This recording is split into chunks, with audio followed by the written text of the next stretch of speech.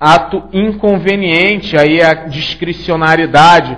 O ato ilegal, se o administrador perceber, ele deve efetivamente retirá-lo da órbita. Agora, a inconveniência e a oportunidade é discricionariedade do gestor público. O ato inconveniente, ele é revogado. Direto aparece em prova essa brincadeirinha aí, de anulação, revogação, anulação, revogação. O examinador fica confundindo essas questões. Órgãos de controle interno. Então nós temos aí, por disposição normativa expressa, a necessidade de que cada poder configure, efetue um órgão de controle interno. Então vou tomar como exemplo aqui a Controladoria Geral da União. A CGU é o órgão de controle interno do Poder Executivo Federal. Então, todos os órgãos e entidades da administração pública federal vinculadas ao Poder Executivo, elas devem prestar contas à Controladoria Geral da União. A CGU tem esse poder de fazer essa tomada de contas, de verificar o andamento das atividades, as contratações da administração pública.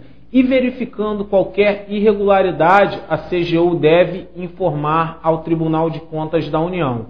É importante, pessoal, vocês terem também claro com vocês que a CGU ela não é subordinada de forma alguma ao Tribunal de Contas da União.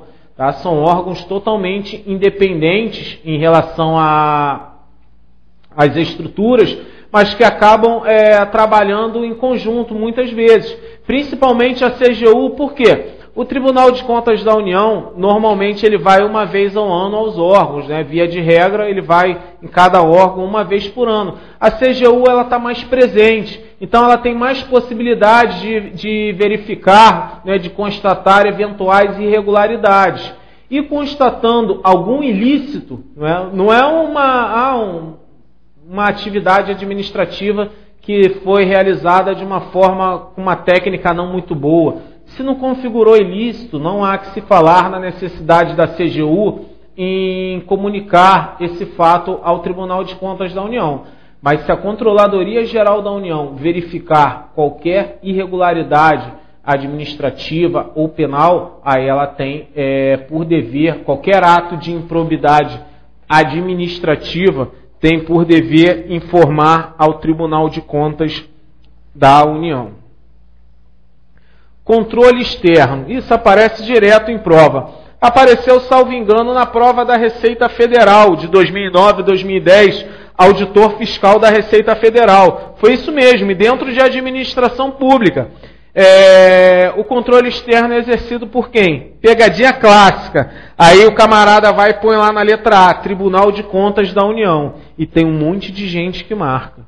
O controle externo não é exercido pelo Tribunal de Contas da União, não. Mas não é mesmo. O controle externo é exercido no âmbito federal pelo Congresso Nacional.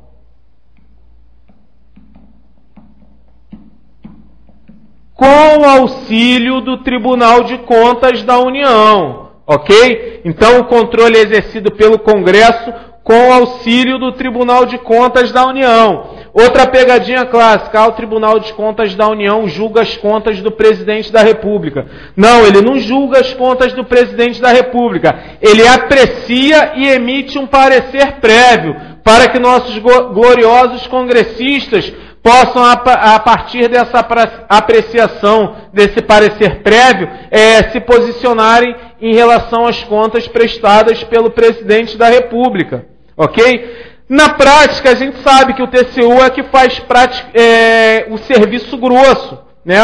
Tem auditores lá, pessoas altamente qualificadas e que compreendem muito mais do que 99% daqueles congressistas, ou mais, 99,9% daqueles congressistas, o pessoal do TCU conhece, tem um conhecimento da causa. Mas o fato é que, legalmente, para a prova, isso é o que nos importa, não é a prática, o controle externo é exercido pelo Congresso Nacional com auxílio do Tribunal de Contas da União. Beleza?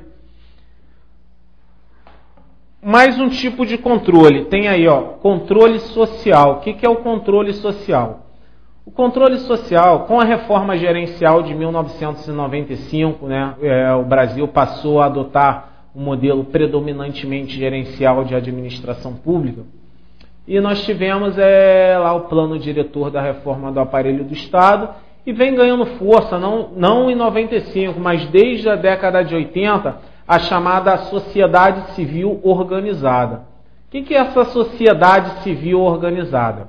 Bem, a sociedade civil organizada são organismos fora do governo que trabalham na questão, né, as suas atividades giram em torno da questão de controlar as atividades do governo, de exigir respostas, de exigir a tomada de contas desses governos. Nós temos aí organizações sociais que trabalham em cima dessa questão de controle social, nós temos conselhos gestores de políticas públicas. Então são organismos, esse controle social é o controle que é exercido por organizações fora da esfera governamental e também pelo cidadão comum. Sim, nós temos aí o clássico, né, o glorioso remédio da ação popular. A ação popular nada mais é do que uma forma de controle social. A ação popular está aí, qualquer cidadão é parte legítima para propor ação popular que vise anular ato que cause prejuízo ao meio ambiente, ao patrimônio histórico, aos cofres públicos e etc. Para vocês terem um exemplo, um professor, um colega da área de constitucional, tem uns 2 anos que ele me contou essa história, a história é verídica, não é anedota. Ele me disse que num determinado Réveillon aqui do Rio de Janeiro, do Réveillon de Copacabana, um artista ele cobrava normalmente R$100 mil para fazer um show. E nesse Réveillon ele cobrou R$300 mil, a prefeitura acertou com ele um pagamento de R$300 mil, ou seja, 3 vezes mais, sob o único argumento de que ele deixaria de passar a noite de Réveillon com a família. E aí um cidadão comum, não é? Assim como eu, assim como você, foi lá e impetrou uma ação popular, para evitar essa lesão aos cofres públicos. Eu sei que ele conversou isso comigo faz uns 2 anos, eu lembro até hoje, e essa ação já estava rolando há uns 3 anos. E até aquela data, ainda a prefeitura não havia sido e provavelmente não será permitida a prefeitura fazer o pagamento dessa quantia muito acima do preço normal que era aquele show. Isso é um exemplo clássico de controle social, um controle que pode ser efetivado tanto pela sociedade civil organizada quanto pelo cidadão comum. Nós temos também aí o controle realizado pelo Ministério Público, já apareceu em prova, controle externo, controle interno, controle social e o controle realizado pelo Ministério Público. Sim, o Ministério Público, né, ele está aí justamente para quê?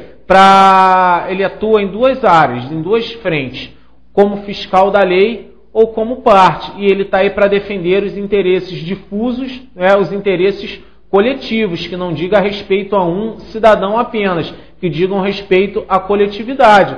E, certamente, dentro dessa área de controle do Ministério Público, está o controle das atividades administrativas, está o controle do moralismo, da moralidade, da legalidade, né? Todos aqueles princípios da administração, legalidade, impessoalidade, moralidade, publicidade e eficiência, passam pelo crivo, certamente, do controle ministerial, do controle do Ministério Público.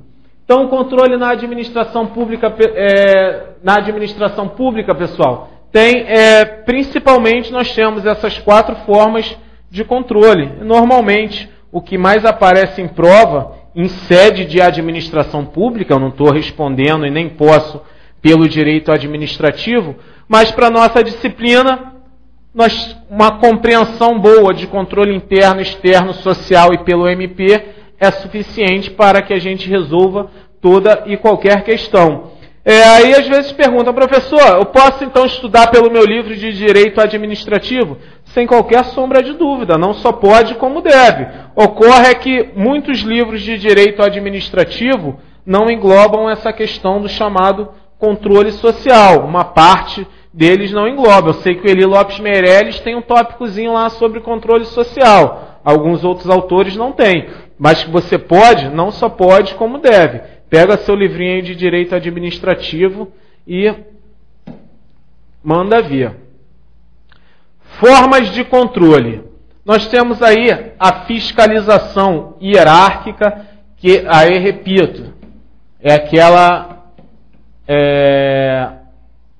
aquela relação chefia-subordinada.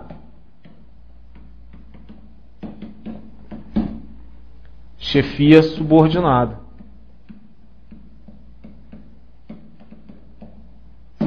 É a fiscalização hierárquica. Nós temos a supervisão ministerial, é aquela supervisão ministério, autarquia. Tá? Não necessariamente só autarquia. Fundação, empresa pública. Botar aqui, ó, melhor. Administração indireta. As entidades da administração indireta, possuindo personalidade jurídica própria, elas não estão subordinadas a nenhum ministério, mas elas possuem um vínculo com o Ministério Supervisor, e ele vai exercer essa supervisão sobre essa autarquia, essa fundação, ou essa empresa pública ou sociedade de economia mista. O recurso administrativo também é considerado pela doutrina, principalmente a doutrina do direito, como uma forma de controle dos atos da administração pública. Tá? O recurso é justamente em cima do controle dos atos da administração pública. Então você entra com um pedido numa repartição pública. Esse pedido é negado. Você entende que aquela pessoa, né, aquele servidor incumbido de dar uma resposta para você, ele estava enganado. Então você vai controlar a atividade daquele servidor de que forma? Pela via hierárquica. Você vai entrar com um recurso administrativo pedindo a reforma daquela decisão, né? Pedindo que a administração pública reforme a decisão daquele servidor. E isso aí vai e sobe pela via hierárquica, e o superior daquele servidor vai dar um novo parecer, que pode ser igual ou pode ser diferente ao parecer anteriormente proferido. Tem só um detalhe aí. Você é obrigado a entrar na via hierárquica ou você pode ir diretamente para a justiça? Não, você pode ir diretamente à justiça, se assim você entender. Você pode impetrar uma ação judicial pedindo a reforma daquele ato administrativo. Na prática não é muito producente, pode não ser muito producente, porque a gente sabe de toda a delonga de uma ação judicial. Pela via administrativa, as coisas são mais rápidas. Então é mais fácil você tentar esgotar